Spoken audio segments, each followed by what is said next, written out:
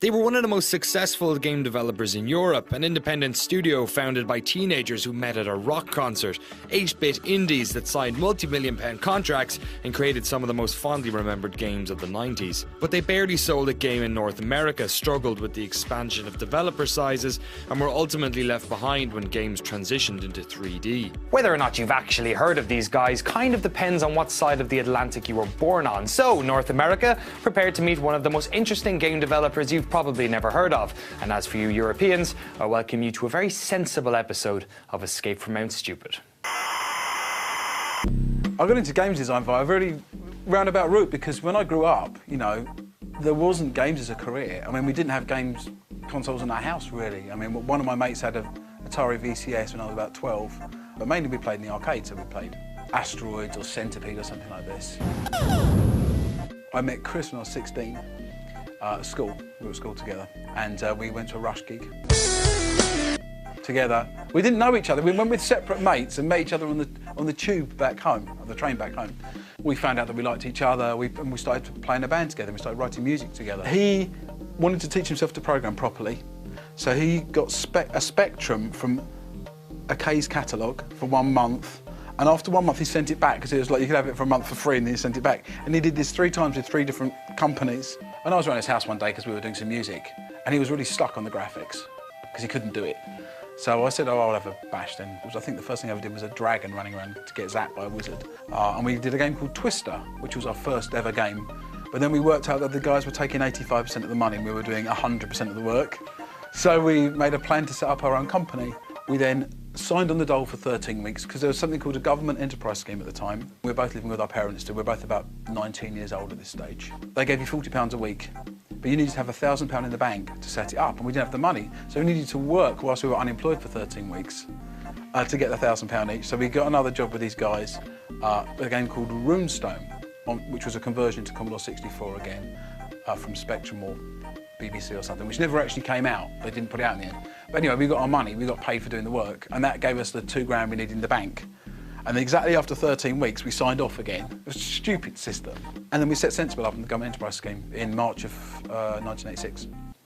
And that's how we got going. Sensible started up as Spectrum, Amstrad and Commodore were vying for position in bedrooms all around Europe. They would later go on to develop for the Amiga and become one of the most critically acclaimed developers of the era. These were the original indies, or bedroom programmers as they were known. But unlike today, where digital distribution and social media empowered studios to self-publish, back then every game, no matter how big or small, needed a publisher, somebody to make sure that the game was on store shelves and that people knew about it. John and Chris needed somebody to give them their break, so they looked to the ocean. We designed our own game, which was Parallax. We were very lucky. After 2 months, we had a good demo. We got a train up to Manchester to see Ocean. It was our first ever business meeting, you know, to try and sell a game ever. And they took us to see John Woods, who was the boss of Ocean. Now, John Woods was very scary when you're a 19-year-old kid. He's a proper experienced businessman. But John was smart, and he liked our game, and he offered us a contract. He said, I like your game, lads. Here's a contract. Here's a cheque for £1,000. All you got to do is sign here.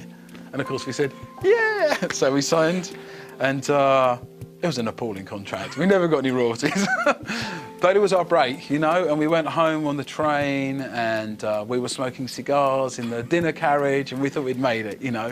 We had steak for dinner, and it was a real laugh. But this was our break, you know, and for anyone in any creative industry, whether they're in games or music or books or whatever they're doing, you need that break. And Ocean gave us that break. Parallax was praised for its graphics, gameplay and sound design, and the boys were officially part of the most exciting era of British game development. Much of the reason why people look back fondly on this period of game design is the sheer amount of experimentation that went on. New ground was constantly being tread upon, with more powerful machines, exciting new genres and new ways to play. Unbridled creativity can be a seductive beast, but Sensible knew when to pull on the reins. If you look at how Sensible games, how the kind of different games we kind of had 2 types of game. We had out there games and safe games. So like Sensible Soccer is a safe game. Micro Soccer was a safe game. Shoot 'em up Construction Kit was a kind of safe in a way. But then Megalomania, WizKid, 3D tennis. I mean, these are weird games. Games back then were great, but if you tried to explain the story behind James Pond or Zool or Bob's Bad Day, people would think you were mad. For instance, my girlfriend grew up playing the Sensible Software game WizKid, and one day she tried to explain to me what the hell was going on, and well, you just have a go yourself. Wizball and the Wizard had a child together, because Wizball was a girl and the child was WizKid. And WizKid, the child, must go and find his mother. It's actually the story, because he's like a 3-year-old child. You've got the cat, which was actually based on Chris's cat called Nifter. And you had the kittens you had to collect. But anyway, you get to the end, and there's this evil mouse called Zark. Zark turns into the Wizard. The Wizard says, "Oh, I'm sorry, I don't know what came over me, but I wanted some attention, so I pretended that I kidnapped your mother, but I didn't really. She's over here. Will you ever forgive me?" And WizKid says, "No." And then the game ends. Sensible Software continued to grow, while games like WizKid and Megalomania expanded their fan base. There's one series of games that made them instant legends, and it found its roots on the kitchen tables of every football-loving kid on the British Isles. When I was a kid, I played Subbuteo. Your two favourite teams fighting it out. They play whenever you arrange a cup tie. And I loved the little sheet of the teams, and you could get the different kits, and the light blue and white was Man City, but it was also Uruguay, and it was also like Malmo in Sweden. And I remember the chart, you know, and to me this was really important when I was younger.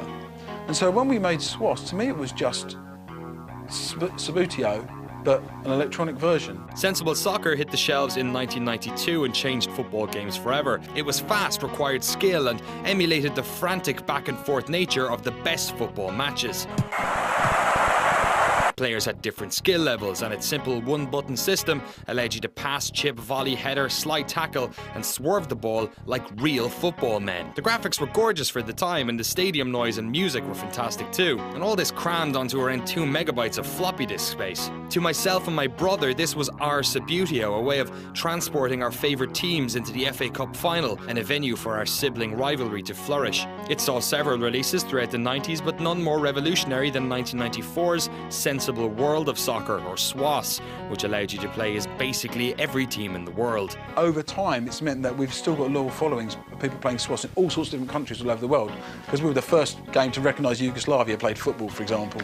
But so long ago, it was Yugoslavia in those days. Stanford University named Sensible Soccer as one of the 10 most influential games of all time, and many a nostalgic gamer still considers it the best football game ever made. But a game about soccer made in the 90s was hardly going to sell in North America. But there's one thing we know you guys love, it's war. In fact, if there's any chance you've ever heard of Sensible Software, it's probably because of their next game.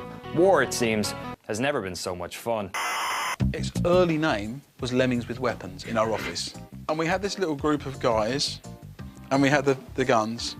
And once you got that movement right, and you knew you could get, because no one had done that, multiple guys in a snake walking in line before. Cannon Fodder and its sequel had you control a group of expendable soldiers through several theatres of war. Your aim in each level was simply to kill everyone, but just like your foes, your own soldiers could be struck down with a single bullet. This made playing the game incredibly tense as you became oddly attached to your longest surviving soldiers. Oh God!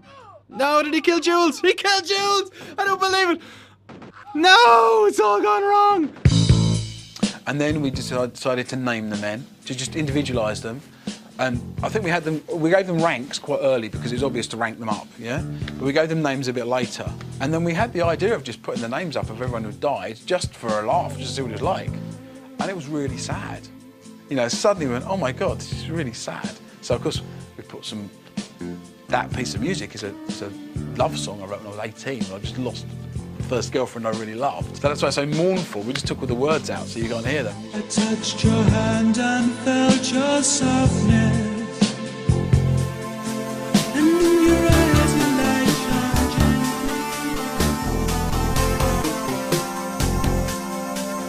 shone. Well, there's interesting psychology that comes into play with Cannon Fodder, because once we put the names dying and the music there, then we had the idea of this big hill in the background, which was empty and nothing was happening.